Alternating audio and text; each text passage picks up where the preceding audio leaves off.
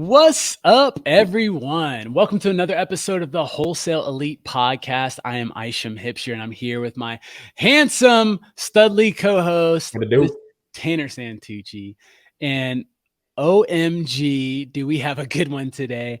Not only do we have one, but we have two guests. And for those of you who aren't looking and are listening, these guys are gonna they're gonna blow your mind is an understatement. But I can't wait to dive into their stories so you guys can hear the sacrifice and what it takes to become successful in real estate. So I'm here with Mr. Brandon and Dylan Trana. How are you boys? Doing amazing. Thanks for having us on. This is that was that sweet intro, and I'm really grateful to be on this. So thank you for giving us the spotlight. Yeah, thank you, my brothers. This is gonna be a great time. I'm excited for it. Absolutely. I know every time I hear that intro, I'm feeling it, and then it ends. Such a good song. Well, guys, I mean, again, we're honored to have you, and one of the things that we do on this show is we don't talk too much about the tactics. We like to dive into mindset, and I know that's one of you guys' specialties. That's how you got to where you are right now. And so I'd like to begin if you guys can just kind of give a little insight into your background and maybe a little of your origin story, and then we'll jump in. Yes, sir. So Dylan was going to college in Fargo, North Dakota, and then I graduated high school and I was like doing plumbing and heating and stuff in Minnesota. And then so I moved into his apartment because I was just like, all right, I'm done with like plumbing and heating. I ain't trying to do this anymore. I didn't even apply for college. I knew it wasn't an option for me. So then, I moved in with him, and then I had some money saved up, so I wasn't looking for a job. I was just going online, trying like sales courses, trying drop shipping, e-commerce, just a whole bunch of different things. And he's watching me, but he's like doing his homework at college, and he's just like, he'll figure it out at some point. So then is in December, we found out about astro flipping, and we were both on the phone call with the guy there, and then he just made it sound so awesome. We hung up the phone call. Dylan was just like, yo, we have to do this. Called him back, gave him a credit card. We're just like, all right, let's sign up. Let's do this. And then the next week, Dylan drops out of college to be a full-time wholesaler while we're living in Fargo, North Dakota. And then, it kind of just started from there. It took us a little bit. We had a learning curve. I was straight out of high school. This dude just dropped out of college. So we had a lot of people giving us what their opinion was on the situation. Sure. So we had a lot of stuff on the outside going on, but we knew, all right, this week one is really deep into mindset of astro, and it really kind of breaks down everything. And we knew from like literally after the first couple of videos, we're just like, all right, we made the best decision that we could have. We're going to go all in. We're going to really do this. And then, it took us 5 months. We closed our first deal on my 19th birthday, actually. Nice. And then it just kind of started. We just started to gain momentum and just go from there. And then, we moved to Arizona last September. So we've been here for about a year. Came to Jamil's mastermind and made a game plan with him and just started crushing it. Now, when you guys decided, or more so Dylan, when you decided to quit college, did your parents give you, I can understand friends and stuff. What was family like giving you? Did they give you grief? Yeah, I guess it wasn't the easiest, but everyone knew I kind of hated going to college, or like I couldn't even do homework in high school. So like when it was college and I'm like an adult now living on my own, and I'm like, I'm really doing homework in my room, and I'm like 20 years old. Like this doesn't make any sense. So that's like right after Corona. So like everything started going virtual, and like I'm just doing this at home, and I'm just like, I'm not even like paying attention to these Zoom calls. I just get on it and then I go like walk away from my computer. You know what I mean? I'm not really there. And I just everyone knew I didn't like what I was doing, I feel like. But then he came across Wholesale and he's like, yo, we can just sell these contracts for $10,000. And I'm like, this is amazing. Let's do it.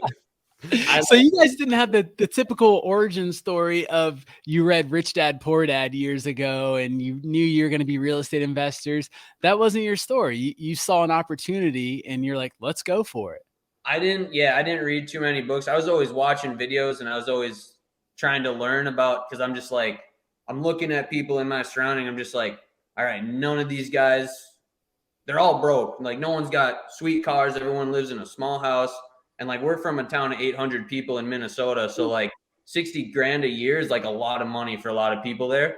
And I'm just like, there's no way that these guys, they're driving Lambos, they're just like having a good time, they're flying on private jets, they're doing a bunch of stuff. So I was always kind of like learning about entrepreneurship, and or like from the get-go, I was like, college is not an option. I'll start my own business or I'll be like the best person at somebody's job. But I had a job for 3 months and I was like, yeah, this ain't it. And then so I was kind of already like an entrepreneur just by heart. Our parents own a grocery store too, so we watched them be business owners and we worked there as well.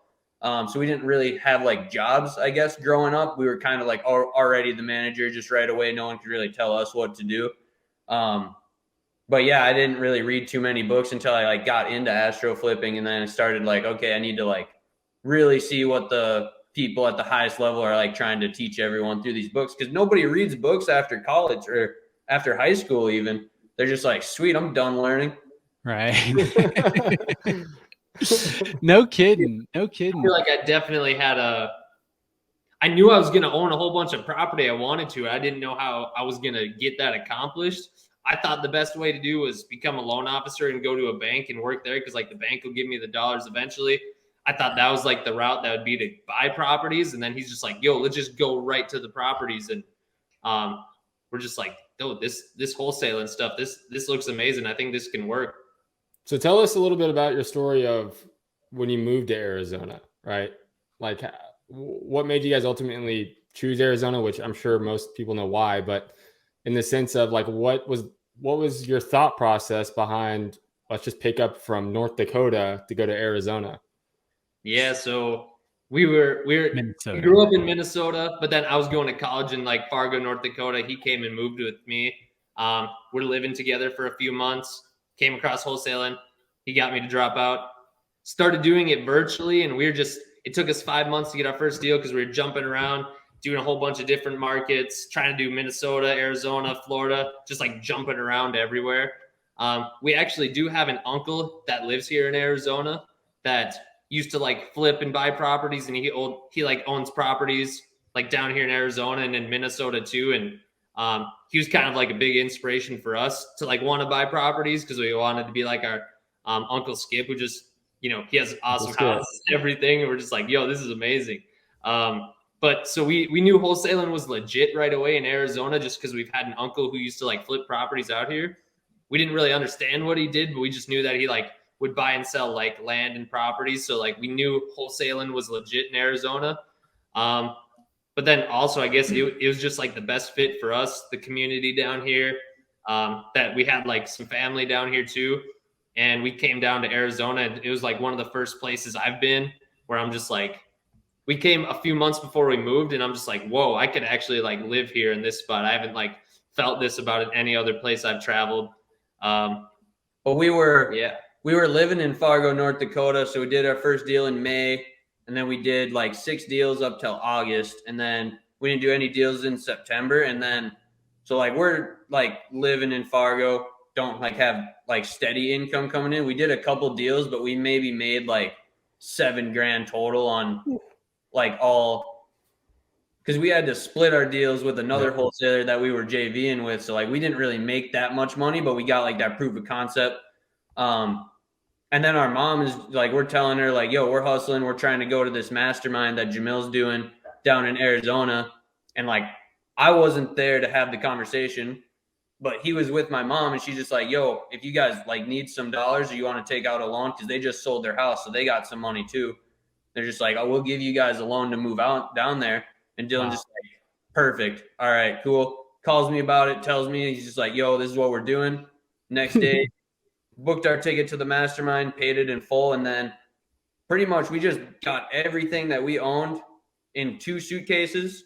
And then I totaled my vehicle. I hit a deer with it actually in like the winter time. So that's why you're going hunting, to get revenge, huh? Yeah, but it was actually a blessing because like we didn't know how we were gonna pay rent, and then I got an insurance check of $4,000. I'm just like, sick, we can live for a little while. Sick, yeah. No, for real. And then so we loaded up everything in his truck, everything that we owned, and we were just like, all right, we got about 3 months living expenses. We got an Airbnb booked for a month. Like we got to stay here, and if you want to really get to the next level, you got to surround yourself with the right people. And like in Fargo, it's a small market. There's people doing like flips, but like not very much. So it's not like a place that we were like, all right, this is where I want to build my business. And we were trying to virtually wholesale in Arizona anyway. Two of those 6 deals were in Arizona. So we had like a proof of concept in Arizona too. And we're just like, like that's where the community is. That's where we got like the most help. We have an uncle that lives down there. If worse comes to worse, like let's just go for it. And like we basically took out a loan to go to the mastermind and then have like just enough for like 3 months to live. And we're just like, we can make it happen in these 3 months. What gave you guys the confidence? When most people are getting started, like you guys said, we needed money, we needed to make deals, and typically masterminds are not cheap. What gave you guys the confidence that, hey, we should invest in this and probably get a positive ROI? We were just like, all right, we've done a couple deals, but like wholesaler deals. One of them was direct to seller, 2 agent deals. And we're just like, if we can just make a game plan with Jamil and he just gives us the exact steps, do this, do this, do this, do this, don't do anything else. We knew as long as we just followed it, because like the Astro course, it proved itself that it works to us. So that's all we needed. And then we just knew, all right, if we invest into ourselves, if we go down there and we just stay down there, we don't have anyone else around us telling us and giving their opinion on what we should be doing. Go get a job, do this, do that. We're just here. We're like pretty much just down here, and we're only talking to people that are in the business doing deals. So like being around people that are doing deals, it just makes your brain think that, okay, it's normal to do deals. But we just knew as long as we can go there, get in front of Jamil, get his attention, and get a game plan with him, we knew we were going to go crush it anyway. And like, there's really like no other option, because like it would be more of a waste of time to go try and find a job to keep paying rent than it would be to take out a loan, move across the country, and then pursue like an actual business that we're trying to like run and operate. I guess we just had the confidence if we got the game plan from Jamil in person and like he can help us kind of too while we're there. If like we need like a buy price or just a situation to handle, like he's like headquartered here too, but he just basically gave us the game plan. He's like, just do this, just this market. And we're just like, okay, cool. We just got literally 3 months of time because like we don't have any dollars to go do anything. So we have to like, we're just going to hustle. When you're broke too, like the only thing you really have is time, because like what else are you going to do? Yeah.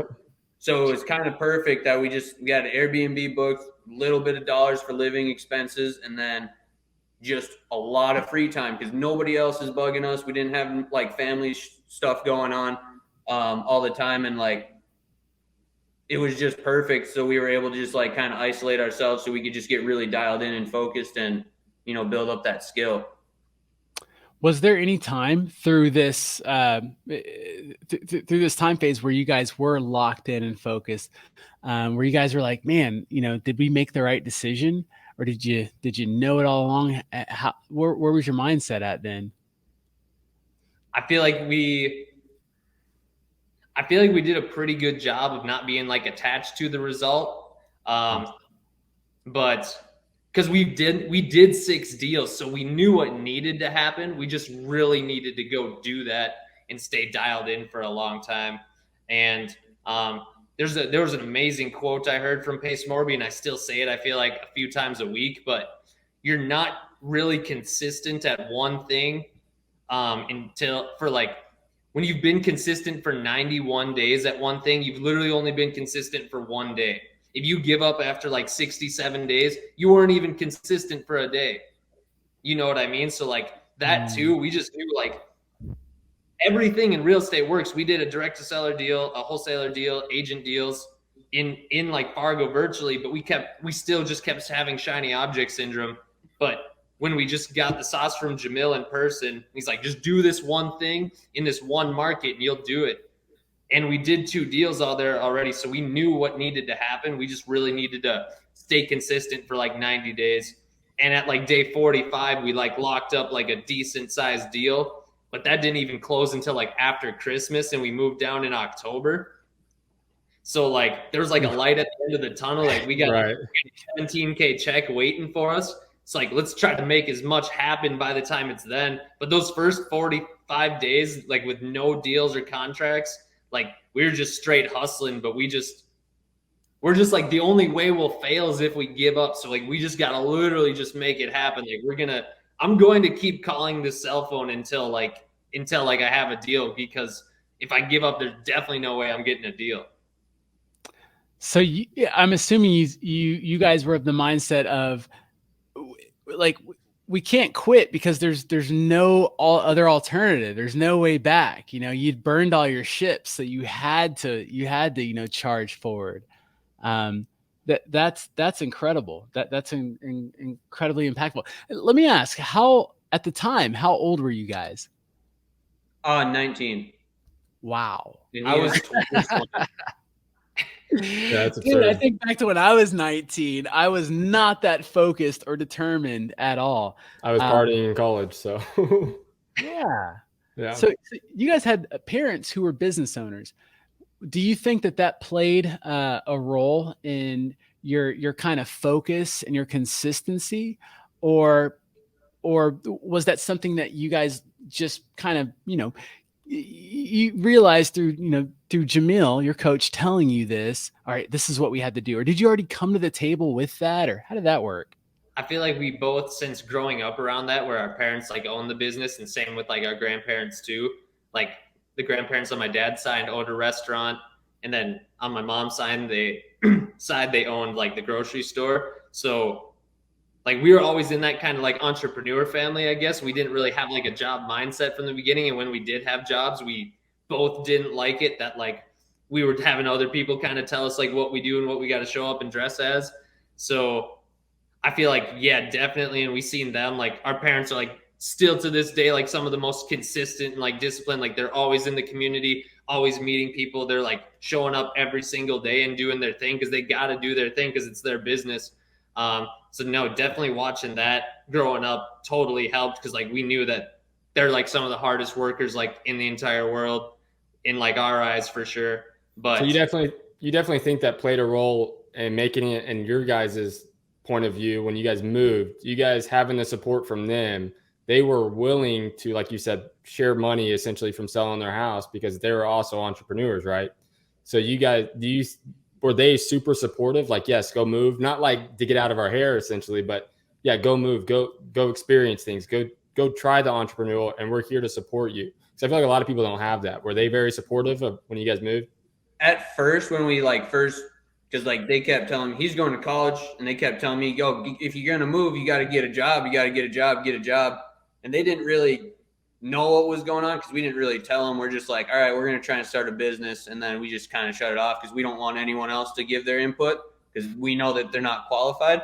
At first, that they were just confused on like what's going on. And then we would show them the checks that we did do on our deals, and they could see the hustle, and they knew like we were kind of broke and we were trying to make it happen. So when we asked, our mom offered us the loan.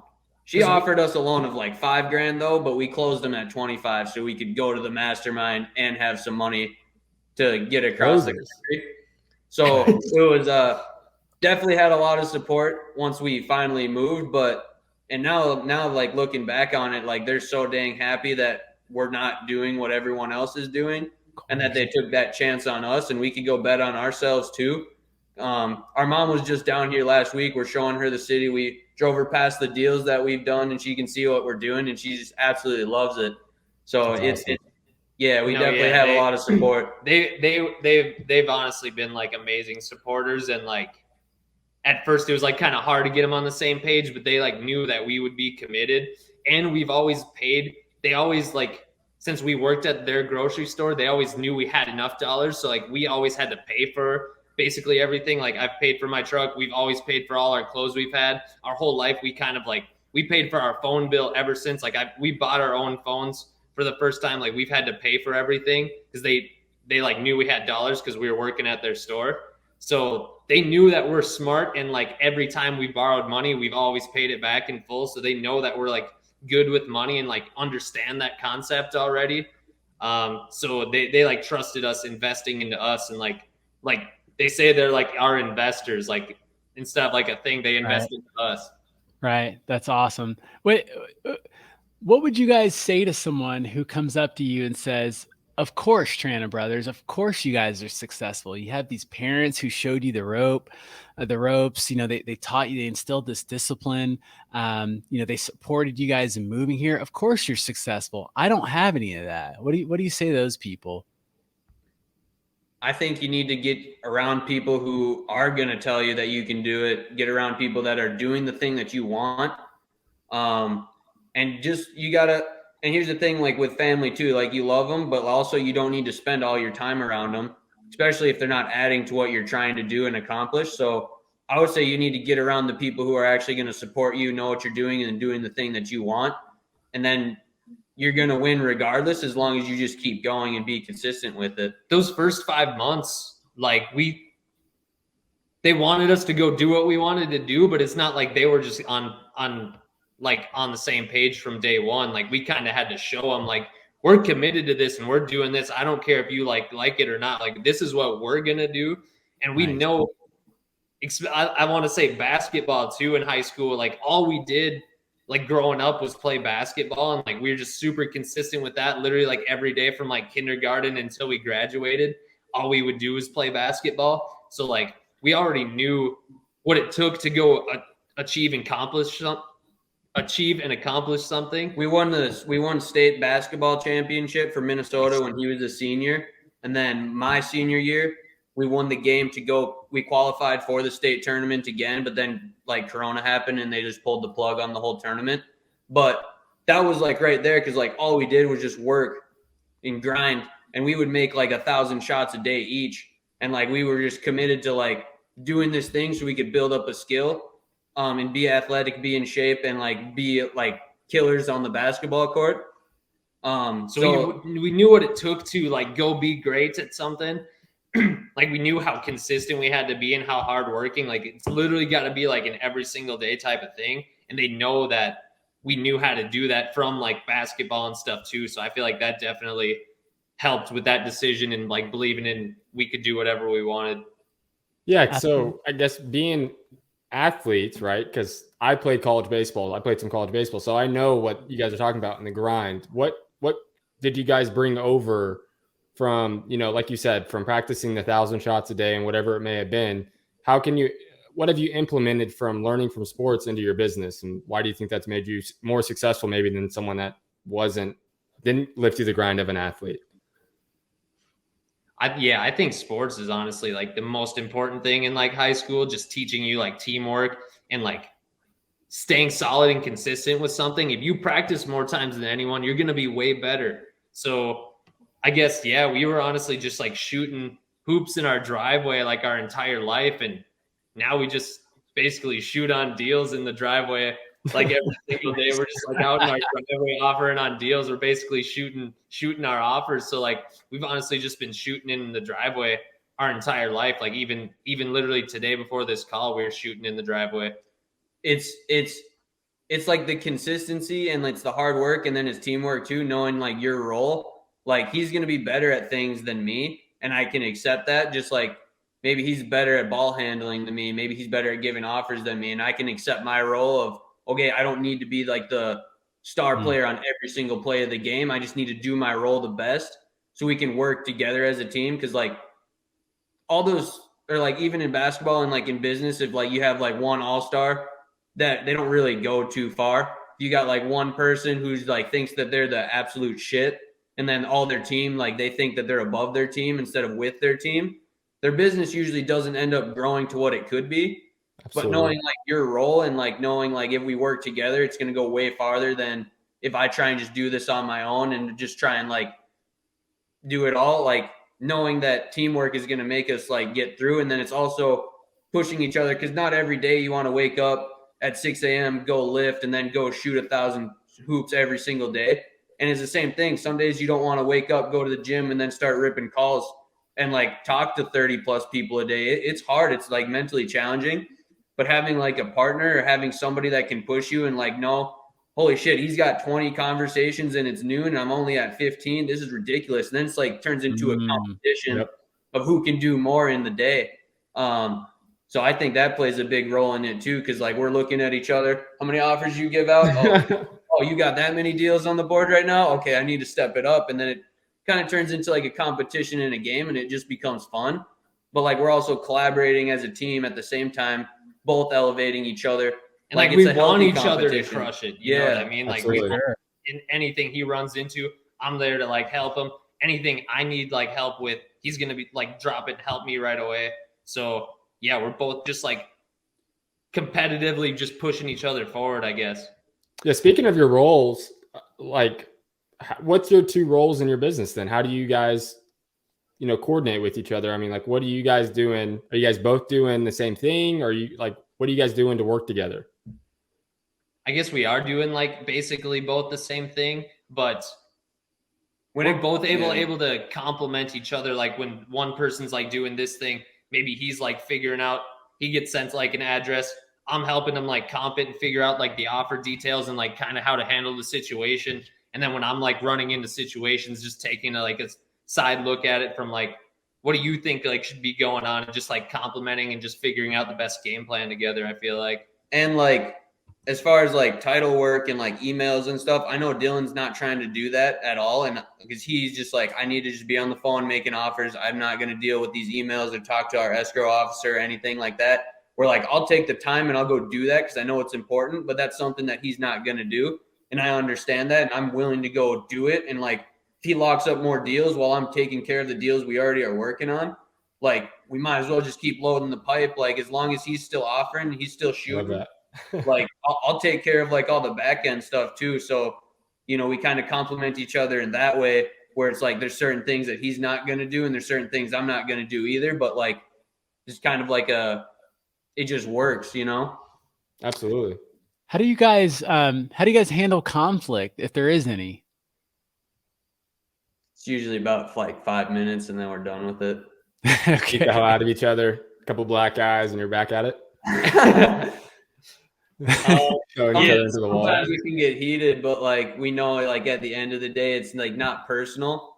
And if like one of us thinks something should be done differently, we'll have a conversation about it. And like we can both, I think it's really cool too, because it's not, we both don't have egos and we're not just like, oh, it has to be done this way. We can both kind of like take a step back and be like, okay, let's like actually reevaluate the situation.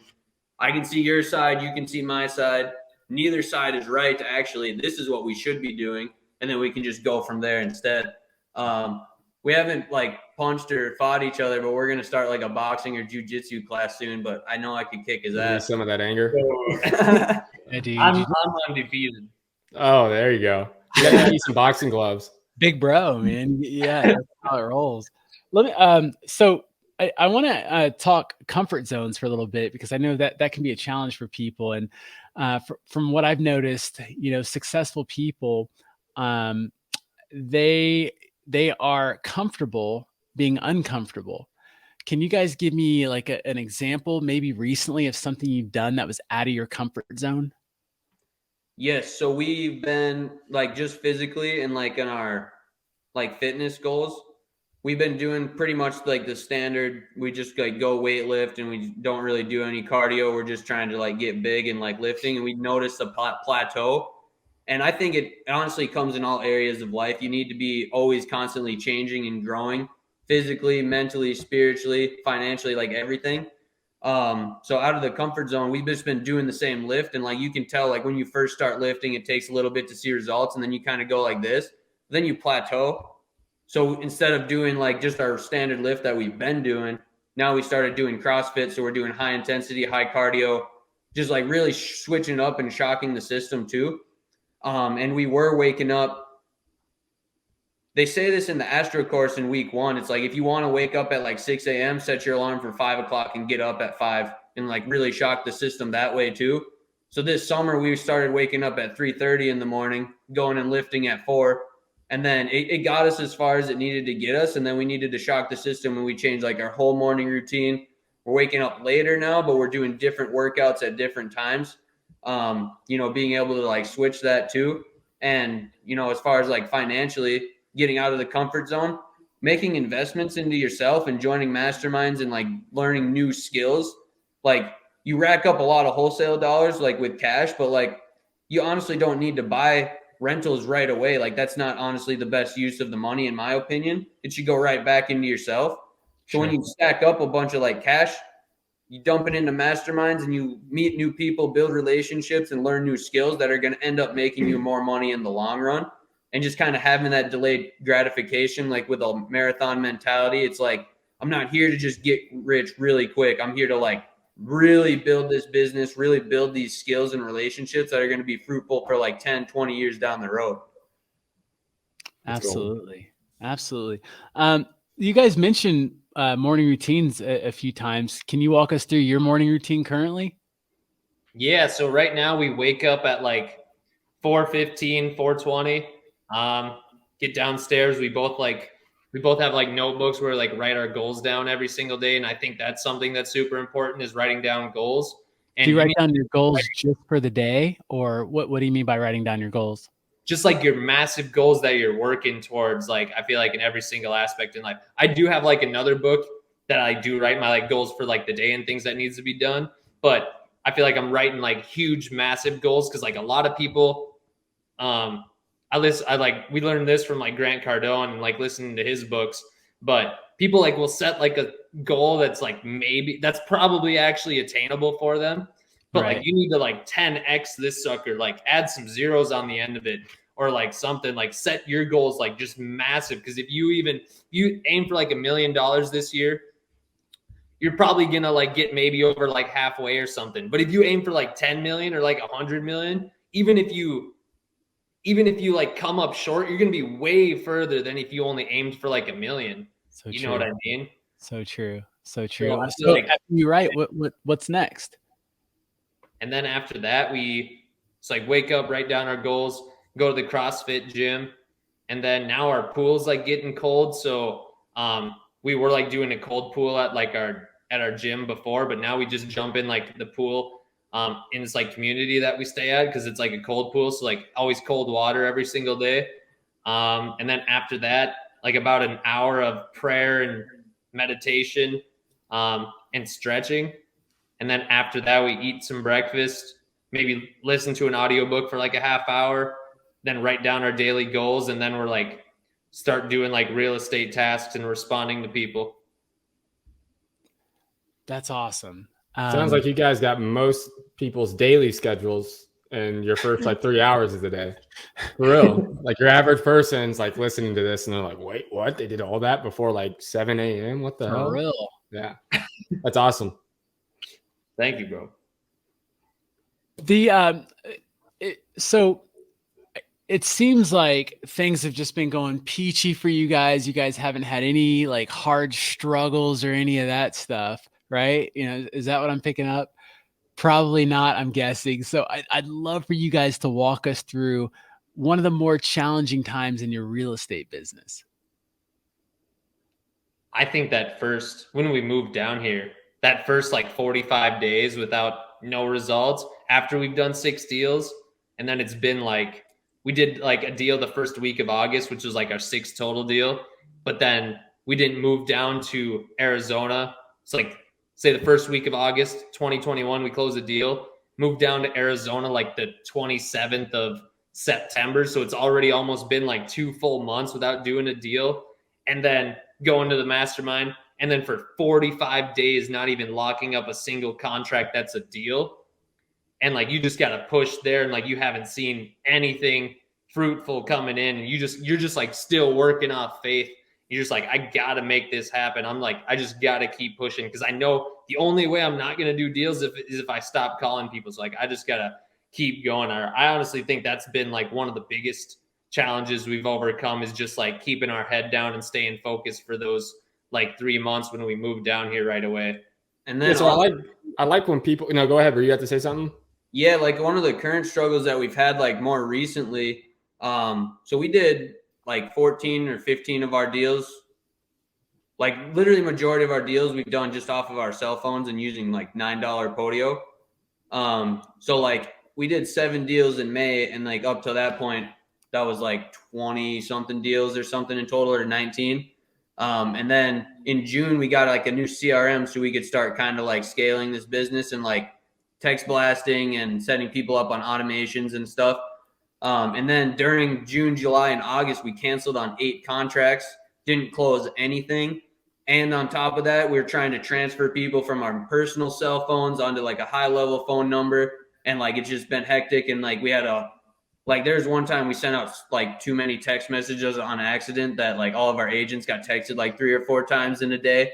And then we would like text it at like 8 a.m. and not respond till like 4 p.m. And they're just like, why are you texting me, dude? Like you texted me this morning, I responded right away. And it's like so many hours later.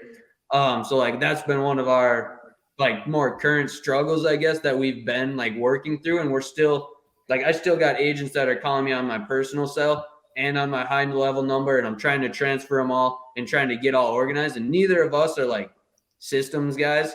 We're more so like, let's get on the phone, let's like have a conversation and do deals. So when it comes to like all of that, we've been just trying to figure that out, and it's taken us a while to actually kind of get over that hump until we started to get like more like used to it. So we didn't do any deals June, July, or August, after we did 7 deals in May. But yeah, I think that was like the biggest struggle, honestly, since like we moved down here, for sure, because yeah, like we're good at hopping on the phones, but the systems part, we just didn't do deals for like 3 months because we're still trying to like figure it out and make sure we're doing it right. So what's some advice you could give to someone then? Because like I feel like that's a common thing, is like there's always like a stretch in this business where like a wholesaler, especially new, not maybe established, but more or less newer wholesalers, but they go 2, 3, 4, 5 months from doing their first deal per se, or any deal. But, in that whole gap, it seems like it's a common theme. What's like advice you would give to a newer wholesaler, during that stretch of time? I'd say you gotta be, I feel like everything comes down to, and like we just recently started, so we didn't do any deals June, July, or August. And then we just did 4 deals in September, and then 1 deal so far this month, and 1's closing on Monday. But congrats, by the way. Thank you, brother. But I feel like you got to be making the conversations, because like you don't get the results unless you do the thing that does the deals. It's like, yeah, we can have all the perfect systems in the world, but we weren't making those. Like we barely made any phone calls, and we keep track of the only KPI we keep track of is how many conversations we have every single day. And we're trying to get to 50 each every single day, in between like 30 and 50, but shooting for 50. But we can just look at our books, and like we just weren't making the phone calls all of June until like the second week of July. And then we just basically didn't have a pipeline built up because we weren't doing the outreach and doing the thing. We were overcomplicating it by like setting up systems and everything, which I think in the long term, like we took this dip, it's going to be a good thing. But we could have also still been on it more and trying to figure it out faster. But we were like trying to take our time and get familiar with it, when the thing that does the deals is just having the conversations. Yeah. So would you guys say, go ahead. Always got to have like a pipeline built up, because like after May, we're just like, okay, cool. We just did a lot of deals. We got some dollars. We got some time. Let's figure this out. But like also at the same time, we didn't have any addresses coming in. Like we locked up 8 deals, but like our agents are just like, yo, I bought this way too high. The market shifted. Can you wholesale this and get rid of it for me? Not able to, because it was too high. So like just having that stretch of not doing any deals, but knowing like, okay, I know how to do deals. I'm going to get back into it and build this pipeline. So like advice is just always have that pipeline built out, so then you don't have like that little dip in your business, and you can always continue going like upward. What were you saying, brother? I was going to say, so do you guys, because you guys are a lot like me in the sense of we're just action takers, right? Kick in the door, figure out the shit later, right? Like that's how I go about my stuff, right?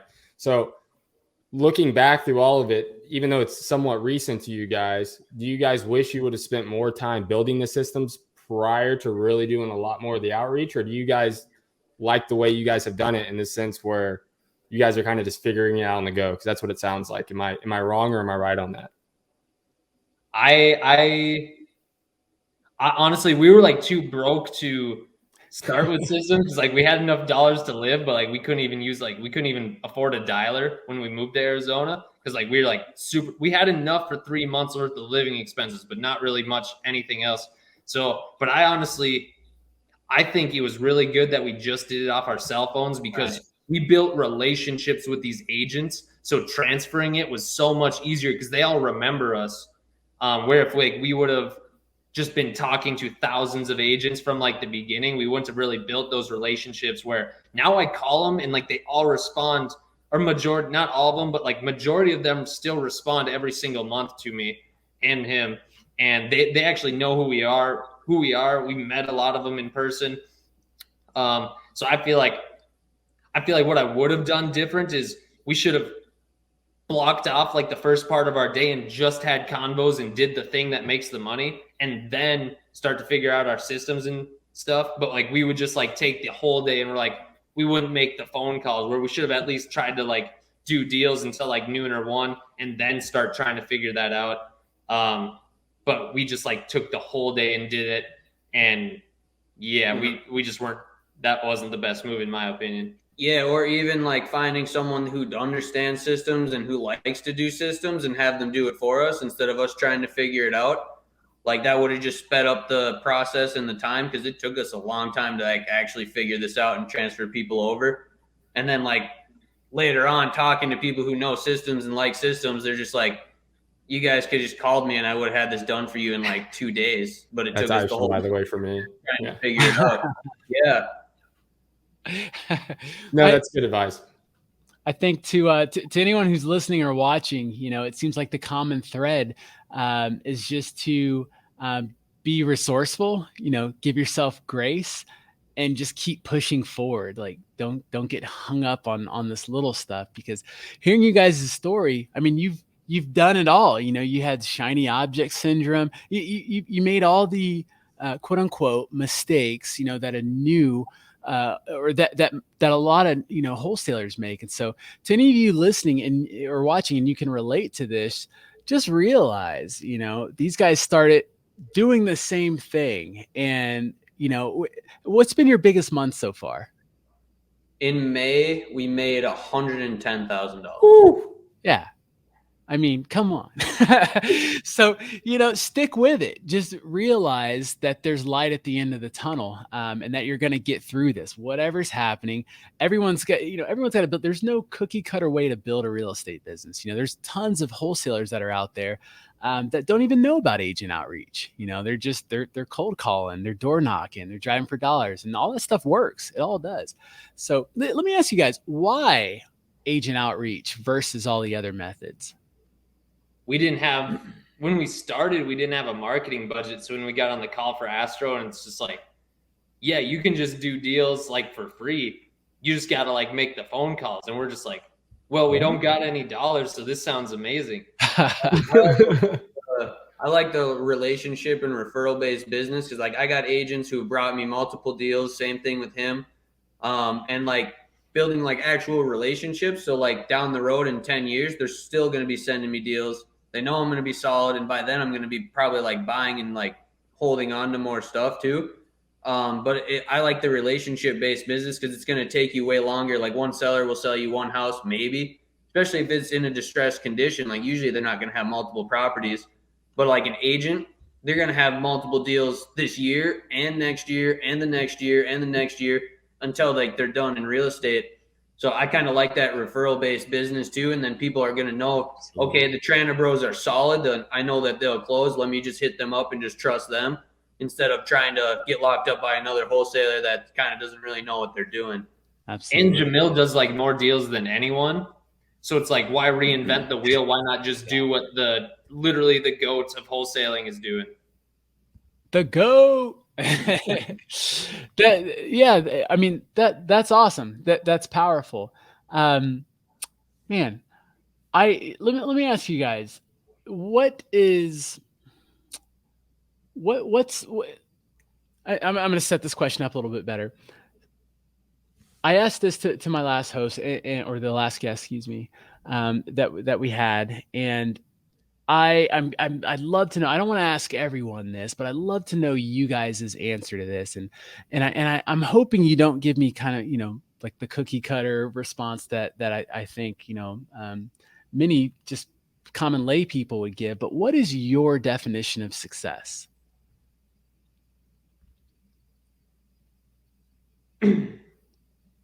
It's your duty. I think success isn't like a thing. I think it's like something you have to be always operating on. And I think it's your part to like the world. You got to go out and be a go-giver. You got to lead with value first, but then also you got to be like doing your best you can. Cause like if you're not doing the best you can, you're literally only selling like yourself short. So I think you owe it to yourself and like to the world to like be doing the best you can. I don't think success is like a thing that like you do this and then you get success. I think success is like the action. I think it's how you operate on your day to day, because everyone's definition of success is different. Like some people might want to be like the pizza guy. Some people might want to own $1 billion worth of real estate. But like as long as you're happy doing that and you're operating at the best person and version of yourself that you can, that's what success really is. It's like it's a state that you're constantly in unless you're not operating on excellence. I forget who it was. I think it was Earl Nightingale, but he said, success is the progressive realization of a worthy ideal. I was like, that's good. I like that. I like that definition. So Trana Bros, what's the future look like for you guys? You guys are young. You have money. You're in Arizona, surrounded by all these pretty girls. What's the future look like for you guys? Right now, the main focus is building a wholesale operation in Arizona, to where we have a team constantly doing deals here, and then we're going to go take the same systems and everything and go drop into different markets, until we have consistent deal flow going.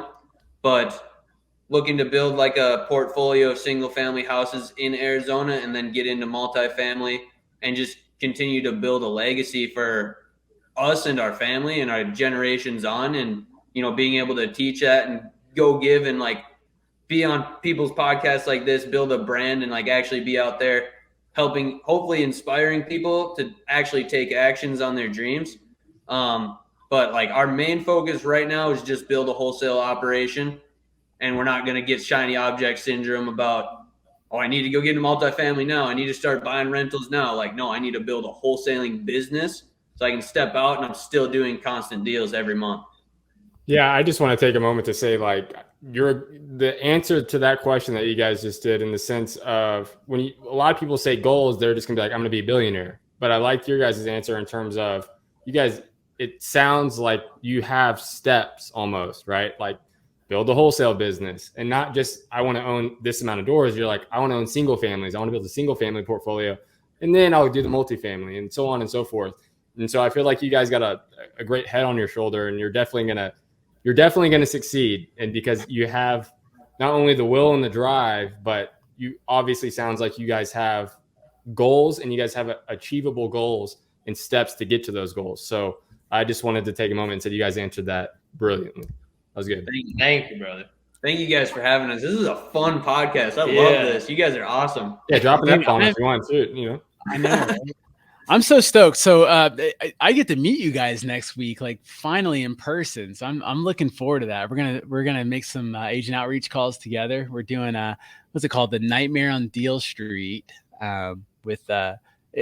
So for anyone who doesn't know, Jamil, when we keep saying Jamil, the gentleman's name is Jamil Damji. If you don't know, and Jamil Damji is essentially the GOAT of wholesaling. He's the OG. And we're all flying. Well, some of us are flying in, some of us are driving over. But we're, a few of us are coming in, and there's a competition with Jamil's squad of Astro folks and Pace Morby's Sub 2 group and Brent Daniels' TTP squad. So, man, it's going to be a powerhouse, and I'm really looking forward to that event. Looking forward to meeting you guys. Yeah, thank you guys for having us on. No, yeah, next week's going to be dope. It's going to be awesome meeting you in person, but no, this was super dope. You guys ask awesome questions. So thank you for letting us come on here and share our story of kind of what's going on in our world. Absolutely. Absolutely. It's our pleasure. Well, guys, before we let you go, if we know you're in Arizona, but where all are you guys doing business, and how can people, get in contact with you? If they want to work with you, if they want to just kind of get a better understanding of how to be successful in real estate, especially at a young age, how can people get in contact with you? Yeah, I'd say probably Instagram's the easiest way to reach us. Or Facebook. Or Facebook too. Yeah, it's just basically you can just type our names in. His is Brandon Trana, mine's Dylan_Trana. But reach out to us. We know Astro people across the entire country. So even if we can't help you, our market is just Arizona at the moment. We're just trying to stay super dialed in right here. But we know Astro fam across like the entire nation. So if we can't help you in your market, we can definitely connect you with people who might be able to help you out there, and definitely people to squad up with. Awesome. Are you guys all over Arizona, or mostly Phoenix or the metro? Or I've done one deal in Tucson, but yeah, basically just Phoenix. We are probably looking to buy creative properties like up north, like in the mountains and like Flagstaff and like Pine and Payson and stuff. But for cash deals, like we're just super dialed in and trying to be like experts in our market here in Phoenix. Sweet. For any of you who think that Phoenix is, of course it's competitive, but I've heard people say Phoenix. No, I don't want the Phoenix market. I have nothing to do with that.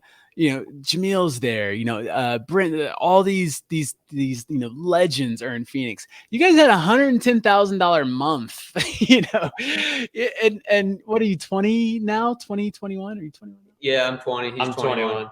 Okay. So it can be done. Well, gentlemen, again, thank you so much for your time. Again, I'm looking forward to meeting you, and I cannot wait to have you guys back on the show. And we'll check back in and get an update on the Trana brothers then. So guys, thank you again so much for your time. And for all the listeners out there, stay tuned. We got another baller episode coming up. Here now, actually. So we'll let you guys go. Take care, guys. Thank you for having us. See you guys. What up, guys? Thank you for watching or listening to another episode. And look, here's the deal. If you got value out of today's episode, we kindly ask that you subscribe and like and get this bad boy going. And look, if you're in Florida, we're in Florida. That's our marketplace, and we want to help your deals get to the finish line. So if you got any deals that need help with dispo, send us an email. We're at deals@unwindinvestments.com. You can also submit it via our property submission form online at unwindinvestments.com/deals. And guys, we want you to be the next guest on our show. So get out there and hustle and grind, and let's get to work. We'll see you in the next episode. Peace.